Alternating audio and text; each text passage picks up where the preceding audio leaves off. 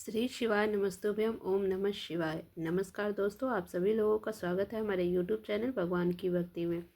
दोस्तों, आप सभी लोग जानते हैं कि 22 नवंबर 2024 शुक्रवार के दिन मार्गशीर्ष महीने की सप्तमी तिथि पड़ रही है और ये बहुत ही खास है दिन, क्योंकि यह शुक्रवार के दिन पड़ रही है। तो दोस्तों, आज हम एक आपको बहुत ही नया उपाय बताने जा रहे हैं। इसको आप अच्छे से पहले सुन लीजिए। तो देखिए, आपको इसको उपाय को कैसे करना है, तो ये सारी चीज़ें मैं अभी बता रही हूँ। देखिए, 5 बार इस उपाय को करने वाला कौन सा नियम है, आपको बताते हैं। समस्त आपकी मनोकामनाएं पूर्ण हो जाएगी। साथ ही पूज्य गुरु जी द्वारा बताया गया है उपाय, उसी को आज हम आपको उपाय बताने वाले हैं।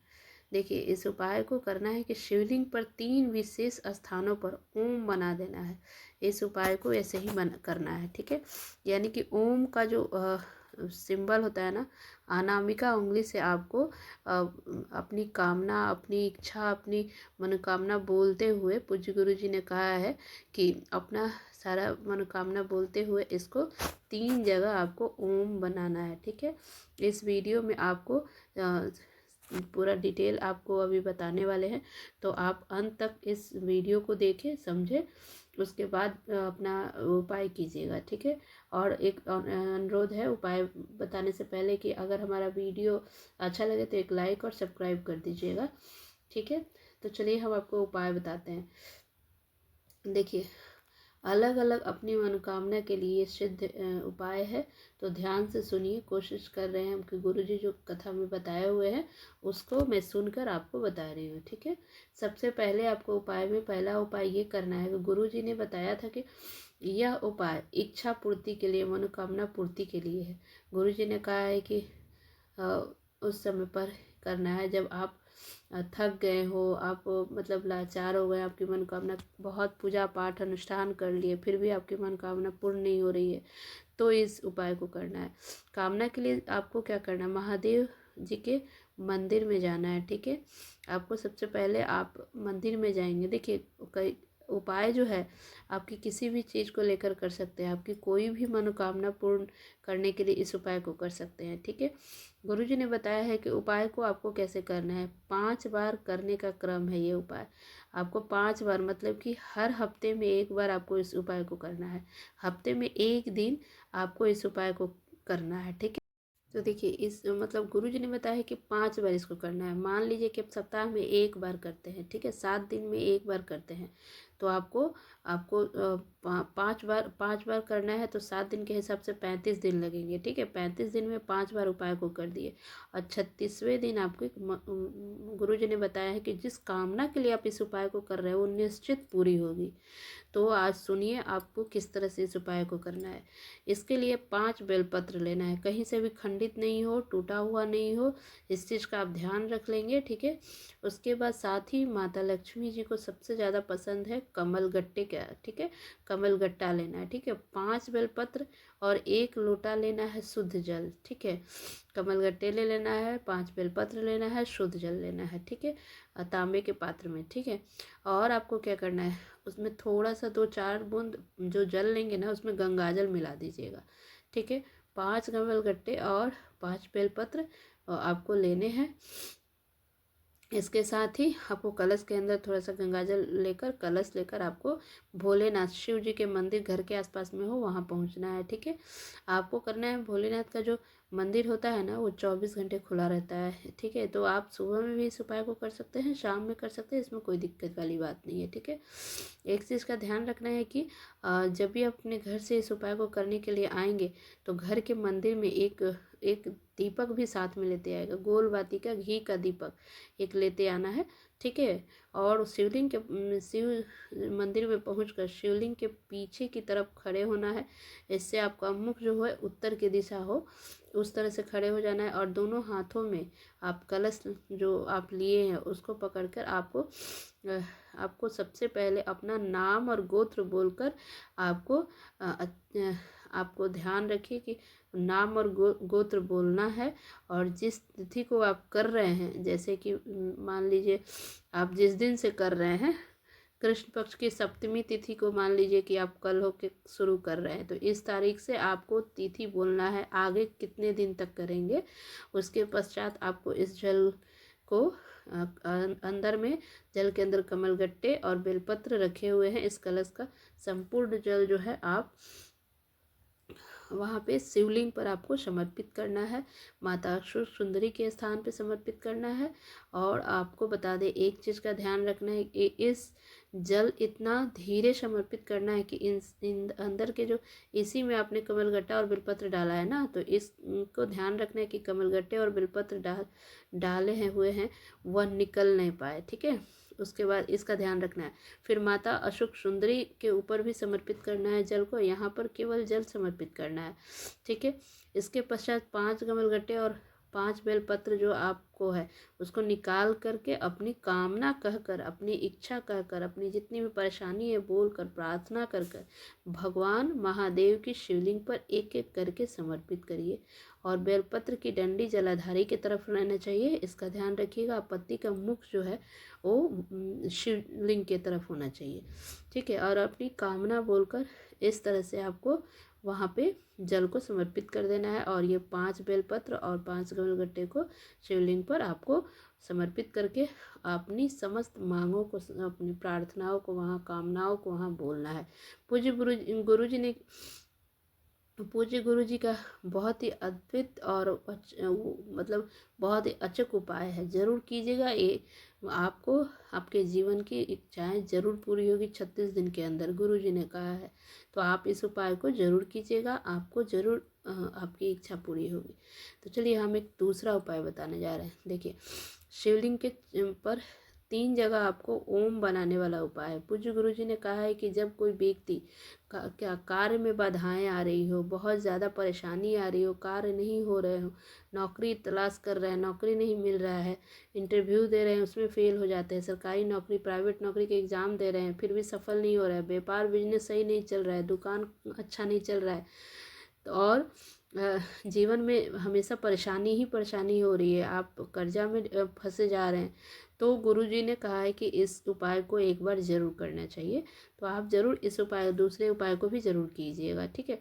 आपको ज़रूर फ़ायदा देखने को मिलेगा, क्योंकि इस उपाय को बहुत सारे लोगों ने किया है, उनको फ़ायदा भी हुआ है। तो इस उपाय को अगर करते हैं ना, तो आपको ज़रूर आपको फ़ायदा होगा। चलिए तो हम उपाय बताते हैं। देखिए, इसमें क्या करना है आपको, इस उपाय के लिए आपको एक चीज़ का ध्यान रखना है कि आप 1 लोटा जल लेंगे, ठीक है। यह लेना है तांबे के पात्र में, ठीक है। तांबे का लोटा होना चाहिए, उसमें अंदर आपको केवल जल भरना है। इसके अंदर क्या करना है, केवल जल भरना है। और इसी के साथ आपको यहाँ पर लेना है एक स्टील का कलश, जिसके अंदर आपको क्या भरना है, दूध। अब दूध भरेंगे, किसका होगा, गाय का शुद्ध दूध होना चाहिए, गाय का दूध यहाँ पर आप ले लेंगे, ठीक है। इसी के साथ ही आपको लेना है मात्र 1 चम्मच शहद, ठीक है। 1 चम्मच शहद ले लेना है, 1 चम्मच शहद, बस इतना सा चीज़ लेकर आप शिव मंदिर, तीनों चीज़ लेकर आप शिव मंदिर पहुँच जाना है, ठीक है। अब वहाँ पहुँचकर आपको सबसे पहले शिवलिंग के पीछे की तरफ खड़ा होकर अपना मुख उत्तर के दिशा में तरफ करना है। और सबसे पहले आप जैसे ही यहाँ पहुँचेंगे, महादेव का पूजन अर्चना जैसे आप पूजा वूजा करते हैं ना, वो कर लीजिए। उसके बाद आपको जो दूध का कलश है उसको, जो स्टील के बर्तन में आपने लिया है, उसको महादेव के शिवलिंग पर धीरे धीरे करके समर्पित करना है। और उस समय आपको एक मंत्र बोलना है, श्री शिवाय नमस्तुभ्यम, ये मंत्र बोलते हुए और अवधूतेश्वर महादेव का नाम स्मरण करते हुए इसको धीरे धीरे दूध को समर्पित कर देना है। इससे सारी बाधाएं, कष्ट सब दूर हो जाएगी।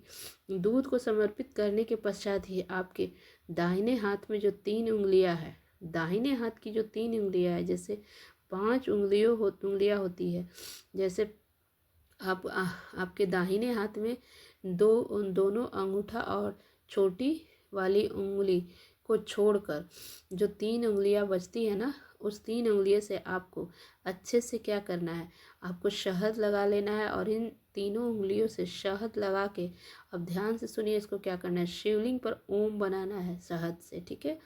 आपको अब अंगूठा और ये जो सबसे छोटी उंगली है उसको हटाकर बीच का 3 उंगली है उससे आपको शहद लपेट लेना है हाथ में। और आपको ओम उसमें शिवलिंग जो है उसके ऊपर ओम लगा बनाना है। ठीक है, आप अशोक सुंदरी के स्थान पे एक बनाएंगे तीनों उंगली से। एक बार अपना कामना बोलते हुए, कार्य सिद्धि के लिए अपनी मनोकामना बोलते हुए माता अशोक सुंदरी के स्थान पे एक बनाएंगे। दूसरा जो खाली भाग होता है ना, खाली हिस्सा, जिस स्थान से आपका जो खाली हिस्सा रहता है, तीसरा आपको शिवलिंग के ठीक शीर्ष पर, शिवलिंग के जो शीर्ष होता है ना उसके ऊपर 3 उंगलियों से आपको वो ओम बनाना है। और जब आपके आपके पास पूरे ओम बन जाएंगे तो शिवलिंग पर जिस जगह आपने ओम बनाया है, ओम ओम की जब बिंदी बनाए, इस बिंदी पर आप दाहिने हाथ की अनामिका उंगली को रखना है और अपने हृदय की बात कहना है और कार्य सिद्धि के लिए बात कहना है। ठीक है, फिर 1 लोटा शुद्ध जल है अंत में आपको समर्पित कर देना है। गुरुजी ने कहा है कि चाहे कैसा भी आपका कार्य सिद्ध करना हो, चाहे कैसा भी आपकी मनोकामना हो, निश्चित पूरी होगी। गुरुजी ने कहा है कि बहुत अद्भुत और ये बहुत ही चमत्कारी उपाय है, जरूर करना चाहिए और आपकी इससे मनोकामना जरूर पूरी होगी। तो आप इस उपाय को भी ज़रूर कीजिएगा। चलिए हम आपको एक तीसरा उपाय बताने जा रहे हैं। ये सबसे ज़्यादा खास इसलिए है कि जाने अनजाने में अगर कोई आपसे पाप हो गया हो, कोई गलती हो गया हो, जो क्षमा याचना करनी है, आपको अपनी माफ़ी मांगनी हो, तो इसके लिए इस उपाय को करना है। ध्यान से सुनिएगा इसके लिए क्या करना है। हो सकता है ना जाने अनजाने में पाप हो जाता है, किसी का दिल दुख जाता है, तो आपसे जो पाप हो गए हैं उसको, उसके लिए आपको ये उपाय करना है। गुरु जी ने बताया है कि केवल बोला है कि 1 चुटकी काले तिल लेना है। ठीक है, और एक तांबे के लोटे में जल भरना है। उसके अंदर आप घर से ही भर के ले जाना है, वो जल जो है घर से भर के लाएंगे और काले तिल आपने जो लिया है इसी के अंदर अपने लोटे के अंदर ही डाल लेना है। ठीक है, तांबे का जो पात्र लेंगे, जो जल लेंगे जो घर से लेकर जाएंगे, उसी में काले तिल भी, 1 चुटकी तिल भी उसमें डाल देना है और महादेव के मंदिर में पहुंचना है। आकर उन काले तिल वाले जल को आपको घर से लेकर आना है। ठीक है, फिर शिवलिंग के पीछे उत्तर की दिशा आपका होना चाहिए। शिवलिंग के पीछे खड़ा होकर आपको अपना मुख जो है, आपको उत्तर दिशा में दोनों हाथों से उस कलश को पकड़कर जल चढ़ाने का क्रम पूज्य गुरु जी ने बिल्कुल बदल दिया था। किस तरीके से करना चाहिए वो चीज़ ध्यान से सुन लीजिए। दोनों हाथों में जल लेना है। ठीक है, और अपना नाम और गोत्र बोलते हुए, नाम गोत्र बोलकर उसके आप जितना भी इच्छा है, आपका मनोकामना है वो भी आप बोले, और जो भी पाप हुआ है, गलती है, उसके लिए क्षमा याचना करते हुए आप इस उपाय को करेंगे। जो काले तिल वाला जो जल है ना, भगवान गणेश जी के स्थान पर डालना है। दूसरा स्थान जो है जल कार्तिकेय जी के स्थान पर डालना है। तीसरा माता अशोक सुंदरी वाले स्थान के पर डालना है। उसके पश्चात आपको जल को समर्पित करना है माता अशोक सुंदरी वाले स्थान पर। ध्यान से सुनिए, इस जल को समर्पित करना है फिर जलाधारी पर। ठीक है, और जलाधारी से इस कलश को आगे की तरफ बढ़ाते हुए ये आपको करना है महादेव जी के शिवलिंग पर जल आपको समर्पित करना है। और फिर यहाँ पर आपको लगानी है, पूज्य गुरु जी ने कहा है कि दोनों हाथों को फिर करके, और आपको जो भी गलती हुई है, जो भी परेशानी हुई है, जो भी माफ़ी मांगना है, वहाँ पे आपको महादेव के शिवलिंग पर जल अर्पित करते हुए आप बोलिए, जो भी ये माफ़ी मांगना है मांगिए। पूज्य गुरु जी का बहुत ही अद्भुत ये बहुत ही अचूक उपाय है। आप ज़रूर से कीजिए। इस उपाय को भी आप करेंगे तो आपको ज़रूर फ़ायदा देखने को मिलेगा। गुरुजी ने कहा है कि अगर ये छोटा सा उपाय है, लेकिन इसको करने से आपके जो भी पाप हो गए हैं, गलती हो गया है, जो क्षमा याचना है, वो भगवान स्वीकार करते हैं और वो क्षमा करते हैं। तो इस उपाय को भी ज़रूर से कीजिएगा, आपको ज़रूर फ़ायदा मिलेगा।